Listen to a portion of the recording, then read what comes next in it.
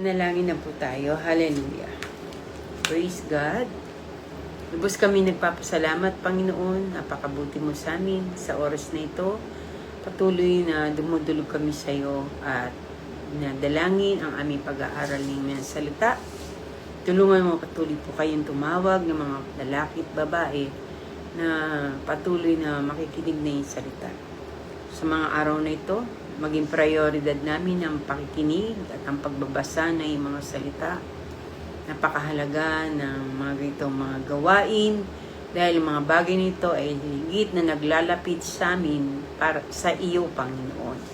Nais namin maging malapit sa iyo, nais namin na makapagbigay kami ng kaluhuran sa iyo, nais namin makilala ka ng lubusan at sa pamagitan nito ay makapangyayari, Panginoon, yung ninanais ng bawat puso namin at patuloy na tumawag ka pa ng mga lalaki at babae na magkakaroon din ng ganitong pagnanasa na makinig ng iyong salita, hindi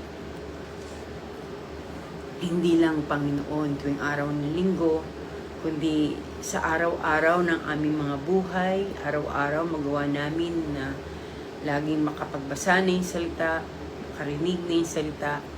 Salamat po dahil sa iglesyang ito, sa JTTLC, ito po ang aming prioridad, ang pag-aaral ng iyong salita. Salamat sa mga pagkakataon na pinagkakaloob mo na kami ay magkasama-sama na magbahagi na ng iyong salita. Masalamat sa mga home Bible study. Salamat po sa gawain ng linggo, gawain ng Miyerkules, Lunes, Miyerkules, Biyernes, Panginoon. Salamat po dahil sa pamagitan nito, marami pong mga kapatid ang patuloy na nakakaranas ng nalalasap ang kagandahan ng iyong salita. Salamat po sa mga pagbabago ng buhay, pagbabago ng karakter, at ito'y nangyari dahil sa mga salita mo na patuloy namin nababasa at napapakinggan. Lord, i-bless mo po ang bawat mga kapatid na may ganitong puso na pagnanasa at patuloy na hiniling namin na hindi lang ilan kundi ang lahat, Panginoon. Pagi ang mga nakikinig sa aming live stream ay magkaroon ng desire na lalo ka pa naming mapalo at masundan, Panginoon, at patuloy naming gamitin na ang iyong buhay, Panginoong Jesus, ay maging patuloy na lakaran namin, Panginoon, upang kami ay maging kawangis ng aming Diyos na pinaglilingkuran. Salamat po. Kayo po ang manguna pumatnubay sa bawat isa, maging mga kasamahan namin, mga kapatid namin, mga mahal namin sa buhay na wala pa sa aming kani-kaniyang tahanan. Kayo po mag-ingat, magligtas sa bawat isa sa kanila. Gayon din, Panginoon, yung mga tao, Panginoon, ang mga anak mo na nasa pagkalungkutan dahil binaha sila, dahil yung iba ay nagkaroon, Panginoon, ng baha ang kanilang tahanan. Lord, ingatan mo po sila at patuloy na samahan sa mga ganitong sitwasyon. Alam namin, ikaw ang Diyos na hindi nag-iiwan sa amin. Patuloy mo silang patnubayan, subaybayan at gabayan. Salamat po dahil pinakikinggan mo kami sa aming mga panalangin. Salamat po sa inyong salita na aming pag-aaralan. Basbasan mo po bawat isa amin na makikinig at patuloy, Panginoon, na nagnanais makarinig pang patuloy ng iyong mga salita. Hindi kami mapapagod ganapin ang mga bagay nito sapagkat inam, Panginoon, na kami ay makapakinig ng iyong salita araw-araw. Salamat po. Sumayo ang kapurihan, kaluwatian, karangalan, paghahari, ngayon at magpakailan pa man. Sa pangalan ni Kristo Jesus, ito po ang aming panalangin. Lahat po tayo magsabi ng Amen. Amen. Amen. Amen po. Okay. Magandang gabi po sa lahat at pagpapatuloy na po natin ang ating pinag-aralan last Wednesday about Jesus teaching about daily Christian living, part 2, no? Dahil yung part 1 ay nagsimula tayo Wednesday, no? So ngayon po ay patuloy po natin susubaybayan yung mga aral ng ating Panginoong Jesus patungkol sa ating pang-araw-araw na pamumuhay, no? So napakaganda kasi talagang itinuturo sa atin ng Panginoon na tayo sa mga aral niyang ito, sa mga tinuturo niyang ito, tinuturuan tayo ng Panginoon na magkaroon ng isang attitude na kawangis ng ating Panginoon, no? Gusto ng ating Panginoon na matularan natin siya. Sabi nga ni Pablo, imitate me as I imitate Christ. Tularan niyo ako gaya ng pagtulad ko sa Panginoong Hesukristo, no? So, gayon din tayo. Dapat kung masabi natin yan sa iba na imitate me as I imitate Christ. Brothers and sisters, imitate me as I imitate Christ, no? Nasasabi natin to dahil alam natin sa ating mga sarili na sa biyaya ng Diyos, laging sa biyaya ng Diyos, tayo po ay nagnanais na maging kawangis at maging katulad ng ating Panginoong Jesus na pinaglilingkuran, no? So, natapos na po tayo sa Matthew 5 nung nakaraan, how we are taught, tayo tinuruan ng ating Panginoon. Marami po tayong natutunan doon, not to swear, huwag masusumpa, to turn the other cheek, na kung tayo po ay ginawa ng masama ng ibang tao, huwag tayong gumanti, no? Naibigan ng ating mga kaaway, isa po yun sa itinuro ng Panginoong Hesukristo. About giving, na kung tayo magbibigay, be it done in secret, no? Gawin natin to na hindi binubulgar o pinapaalampas sa iba, kundi gawin natin tahimik, no? So, at yung panghuli, yung eternal investment, nandito tayo mag-invest dun sa kayamanan na nasa langit. Mag-impok tayo ng kayamanan doon sa langit. Now, next, number 3 is Jesus taught about prayer.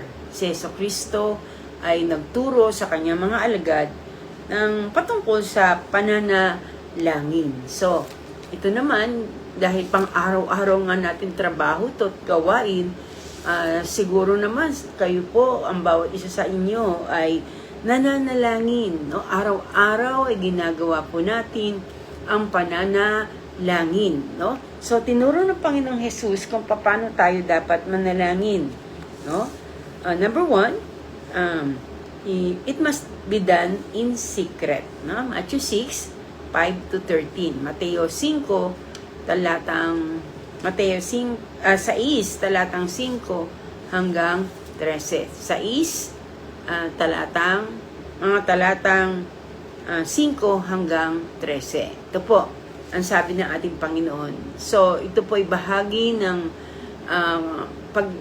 pagtuturo ng Panginoon Jesus sa mga tao, sa mga alagad, patungkol sa panalangin. Sabi sa verse 5, kapag nananalangin kayo, huwag kayong tumulad sa mga mapagkunwari. No? So, sinabi ng ating Panginoon, pag tayo daw po ay nagpe-pray, huwag daw tayo kagaya ng mga hypocrites. No? Yan po yung sinasabing mapagkunwari. Hypocrites, hindi totoo yung kanyang ginagawa, no? Sabi diyan, huwag daw tayo kagaya ng mga hypocrites, ng mga mapagkunwari. Bakit? Ano po bang gawain ng mga hypocrites o mga mapagkunwari? Mahilig silang manalangin nakatayo sa mga sinagoga at sa mga kanto upang makita ng mga tao. So, nakita natin yan, no? Isang parang kultura kaya yun sa kanila, no, culture na yon na pag meron silang walling na kung saan doon nila sinisingit yung kanilang mga prayer requests, no, kanilang mga panalangin. Ginaya yan dito sa Bustos ng isang church sa may Galilee.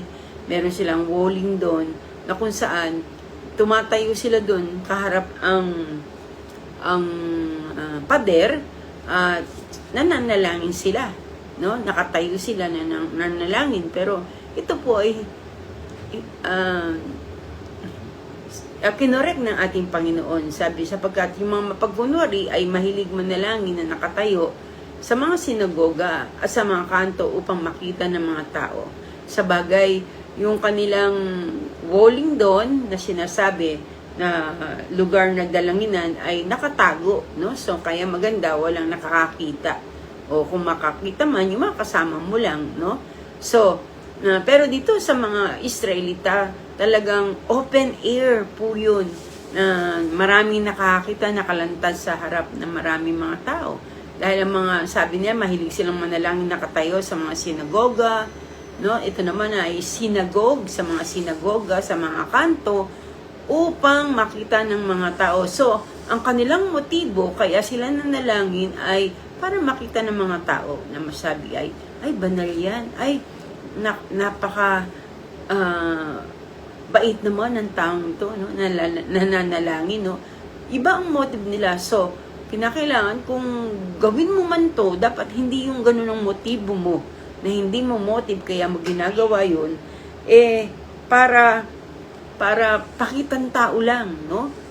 Tayo may tinatawag na public prayer, may tinatawag na private prayer yung gusto ng Panginoon. Pero kung manalangin ka man publicly, may pinagpe-pray kang may sakit, may pinagpe-pray kang inaalihan ng demonyo, pero ibig sabihin, hindi ito krusada, kundi ibig sabihin, siguro nasa church o nasa nakatago pa rin, ay okay, no? So, ang motibo natin para tumanggap ng kagalingan yung mga tao, hindi para masabi na tayo ay magaling, mahusay, mabait, o ano paman, kundi hindi yun ang ating mga motibo, kundi yung katotohanan, dinidesire natin ng mga taong ito ay talagang makalaya sa kanilang mga nararanasang hindi maganda o kagalingan, tumanggap sila ng kagalingan.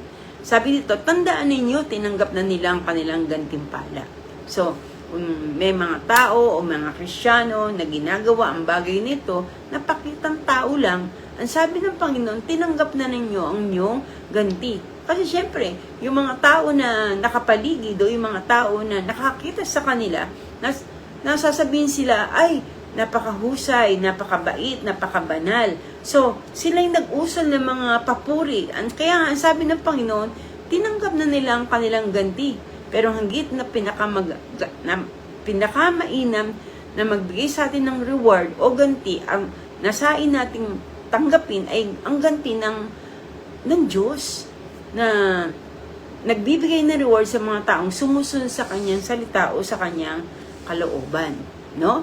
So, tinanggap na nila ang kanilang gantimpala. Ngunit, kapag nananalangin ka, ito ang tinuro ng ating Panginoon. Pag nananalangin ka, pumapasok ka sa iyong silid at isara mo ang pinto. Sa kamanalangin sa iyong Ama na hindi mo nakikita, at ang iyong Ama na nakakita ng ginagawa mo ng lihim, ang siya nagbibigay sa iyo ng gantimpala.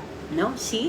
So, si Father, ang ating Ama na nasa langit, ang ating Diyos, na ating Ama, ang siya nagbibigay ng gantimpala. Pero ang turo niya, pumasok ka sa iyong silid. No? Isara mo ang iyong pinto sa kakamanalangin sa Ama na hindi mo nakikita.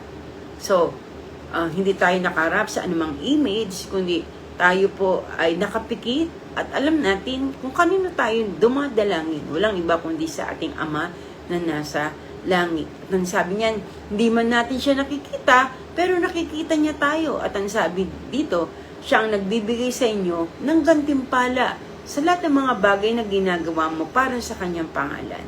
No? God desire, ang dinidesire ng Panginoon, yung marinig yung tinig natin na tayo nakikipag-usap sa Kanya. No? At ang Diyos ay tumutugon sa ating mga panalangin. No? So, next, sabi, verse 7, sa panalangin ninyo'y huwag kayong gagamit ng maraming salitang walang kabuluhan gaya ng ginagawa ng mga hentil. Mga makasalanan, pag sinabi hentil, mga makasalanan. Huwag daw tayong gagamit ng maraming salitang walang kabuluhan. No? Ano ba yung mga salitang walang kabuluhan? Mga salitang parang rekado na lang, para humaba yung prayer mo, no? Hindi direct to the point, no? So, yan ang mga panalangin, gaya ng panalangin ng mga hentil. No? Sabi, akala nila papakinggan sila ng Diyos dahil sa haba ng kanilang sinasabi. Hindi po pahabaan ang pananalangin.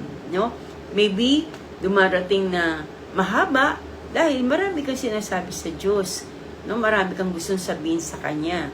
No? Pero, hindi naman pahabaan. Kung maikli, pero direct to the point at mula sa puso, talagang pinapakinggan yan ng ating Panginoon. At ang sabi diyan, huwag niyo silang tularan. Ito ang sabi ng Panginoon. Huwag natin silang kopyahin, huwag natin silang gayahin, no?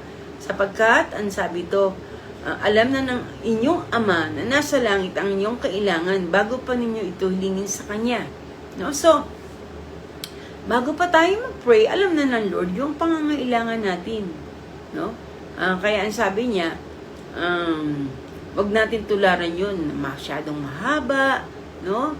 Na paulit-ulit na lang, ganon, no? May mga punta pa nga na may mga tao na nananalangin ng paulit-ulit at yung yung memorize na lang yung sinasabi. Wala sa puso, no? Pero hindi yun ang gusto ng Diyos, kundi direkta sa ating mga puso. Nasa puso natin yung ating pinapanalangin at ang sabi diyan, no? Yun ang gusto ng Diyos na ating gayahin, no? Hindi natin tutularan yung mga ginagawa ng mga hintil na paulit-ulit, kundi mula sa puso at patuloy na yung mga panalangin na yon ay kung ano yung ninanais ng Diyos na sabihin natin sa Kanya, no? Sabi, at bago pa tayo mag-pray, alam na ng Diyos pangangailangan natin.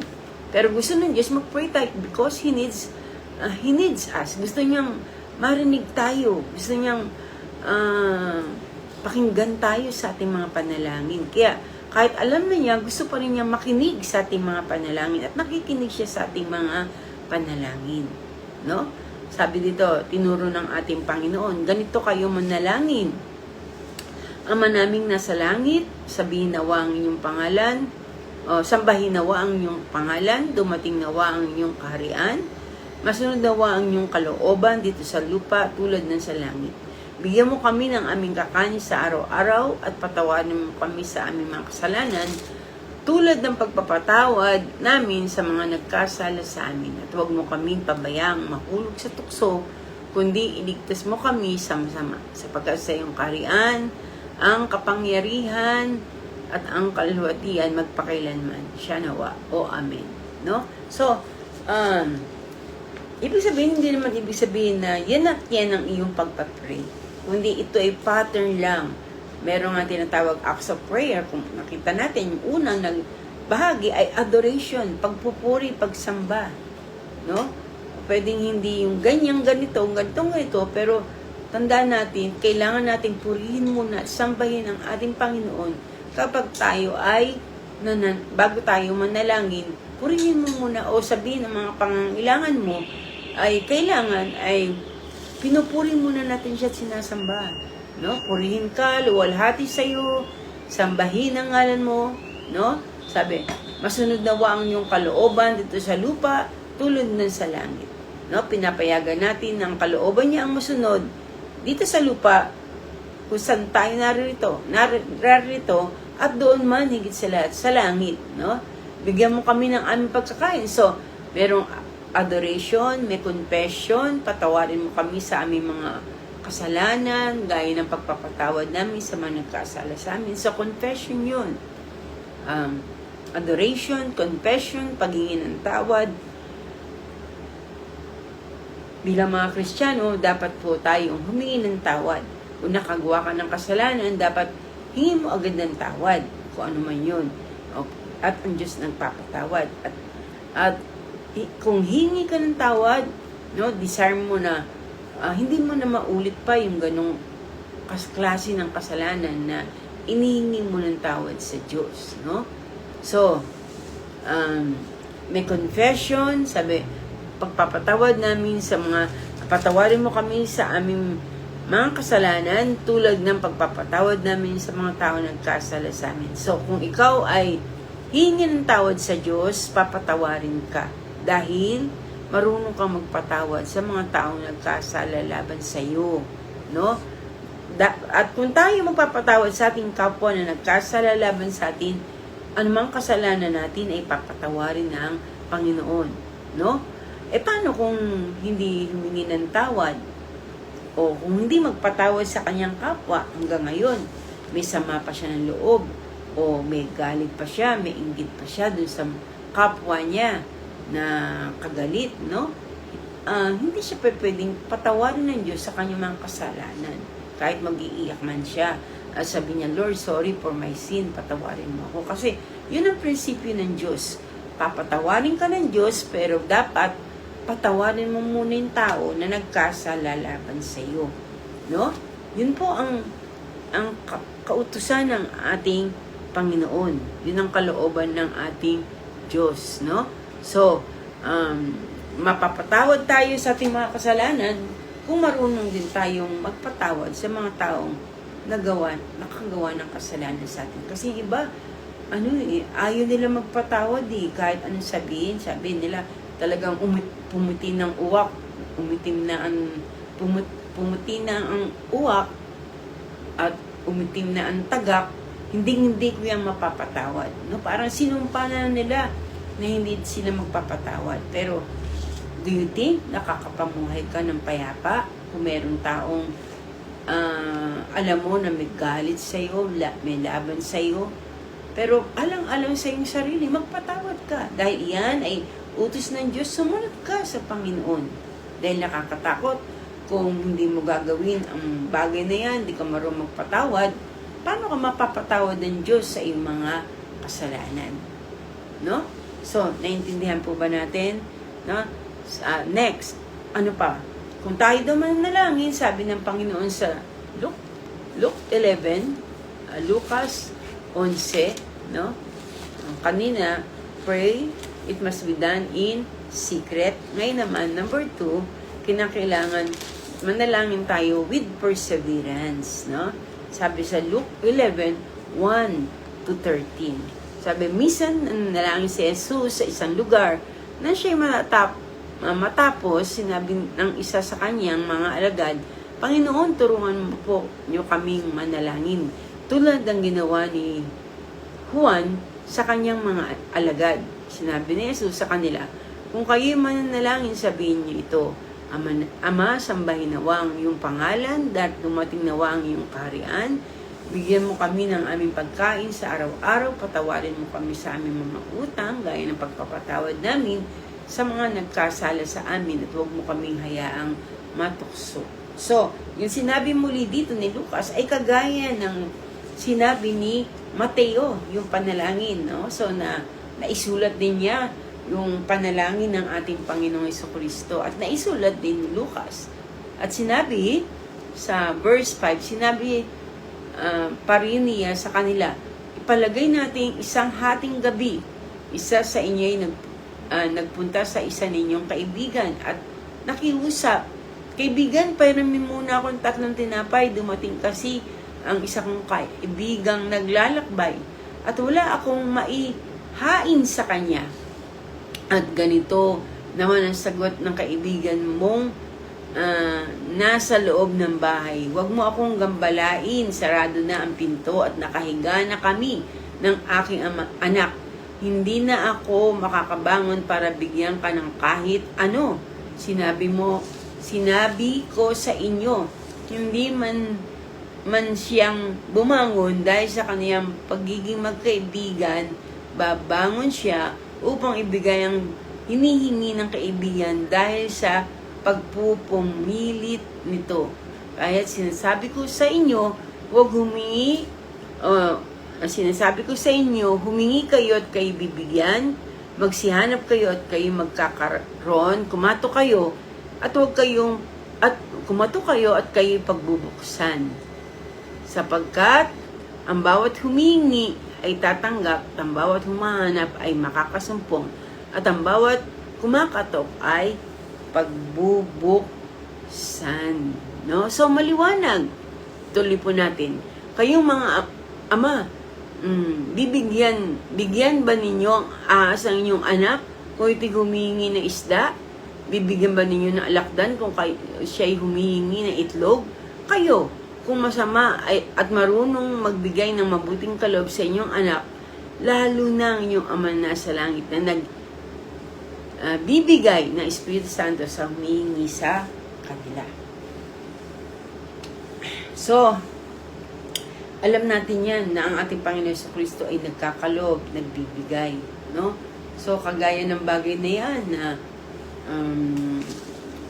ang sabi ng Panginoon na humingi tayo na may perseverance. Yung para bang inuulit mo uli, para bang sabihin natin yung term na gamitin natin, parang makulit, no? Pero dahil sa pangangailangan, na nahiya siya sa kanyang kaibigan, na pumaroon sa kanila na wala man lang siyang maipakain o mahandog, na galing pa sa malayong lugar at naglakad lang dahil wala pang means of transformation noon, no? So, yun ang sinabi ng ating Panginoon sa kanya, no? So, kung sinabi ng iyong kaibigan, huwag muna akong gambalain, natutulog na kami, hindi ako makakabangon, hindi na kita mapagbubukusan, natutulog na kami. Sinasabi ko sa inyo, ano sabi dito? Sabi nung lalaki, hindi na ako babangon para bigyan ka ng kahit ano. So, matigas yung puso nung kanyang kaibigan na nagsabi na hindi ako hihingi o hindi ako magbibigay sa iyo ng kahit na ano, no? So, sinabi ko sa inyo, hindi man siya bumangon dahil sa kanilang pagiging magkaibigan, babangon siya upang ibigay ang hinihingi ng kaibigan dahil sa pagpupumilit nito. Excuse me. So, kaya nga kailangan yung perseverance, yung para po bang namimilit, para po bang ini-insist mo, sige na, bigyan mo naman ako, no? So, maganda yung ganung bagay na paraan dahil sa, alam mo, kailangan yun ng iyong kaibigan. So, ano ang sabi? Dahil sa kanyang pagiging magkaibigan, babagon siya upang ibigay ang hinihingi ng kaibigan dahil sa pagpumilit nito. Kaya sinasabi ko sa inyo, humingi kayo at kayo bibigyan. No? Sabi diyan, humanap kayo at kayo makakasumpong. Kumatok kayo at kayo ay pagbubuksan. Sabi niya, kayo nga kung kayong mga ama, binibigyan ninyo ba ng ahas ang inyong anak? Diba? Hindi naman natin binibigyan sila ng ahas. Pag humingi sila ng tinapay ang binibigay po natin. No? So, higit sa lahat ang ating Diyos na kung tayo hingi ng banal na espiritu, hindi pa pwedeng hindi niya ipagkaloob sa atin yung bagay na ito. No? So, napakaganda ng tinuturo ng ating Panginoon patungkol sa panalangin. No?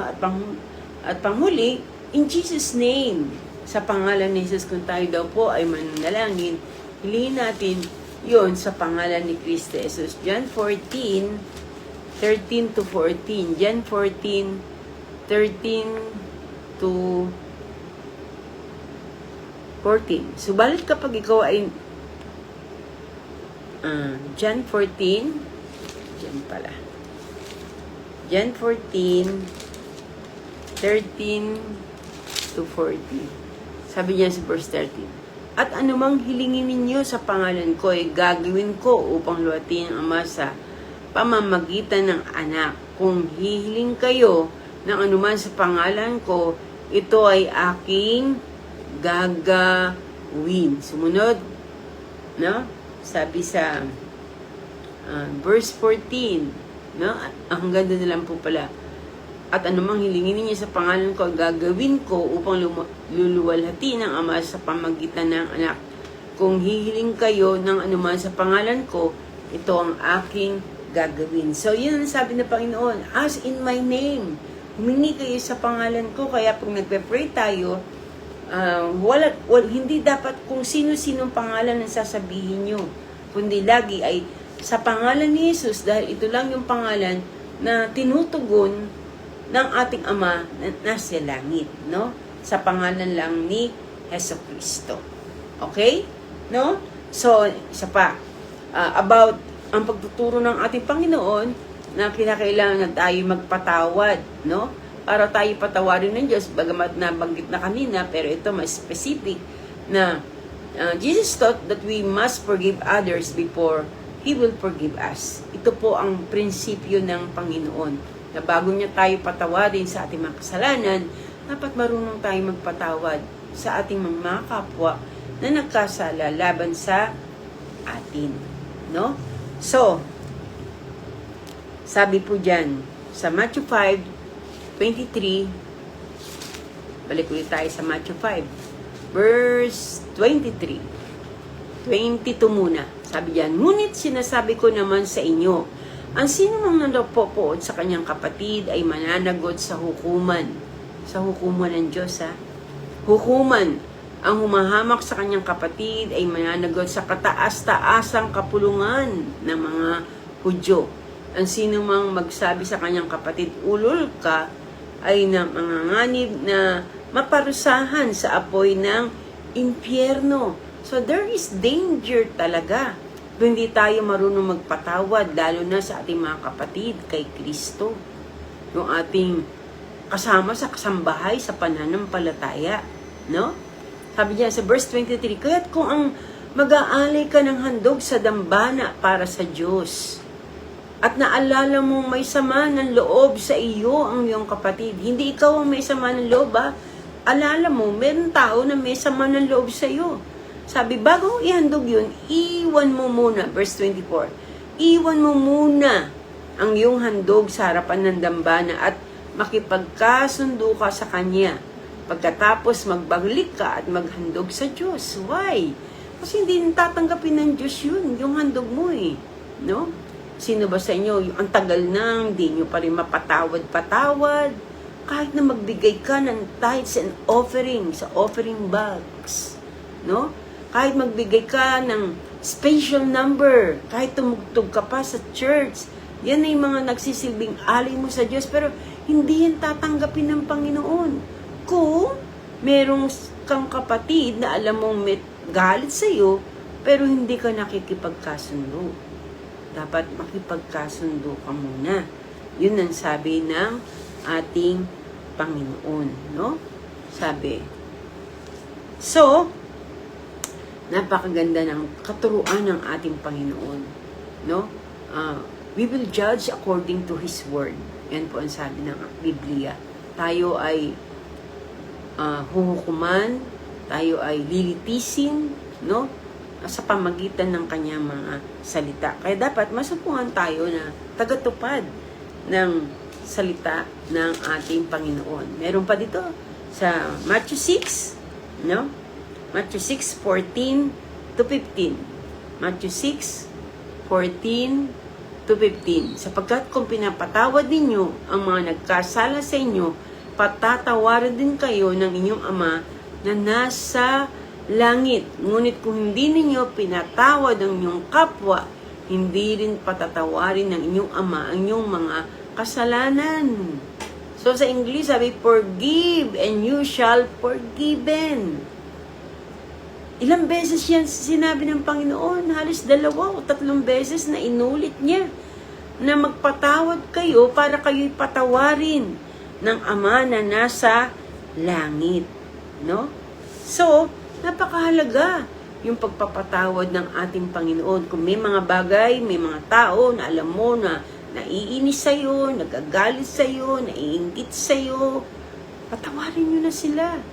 Kung hindi nyo sila makita, mahagilap, kung hindi nyo siya kasama sa bahay, patawarin nyo siya sa inyong puso. Sabihin nyo sa Diyos, Ama, pinapatawad ko na siya. At natitiyak ko kung talagang totoo ka nagpatawad, no? Ito rin yung madalas na i-share ko sa aming Bible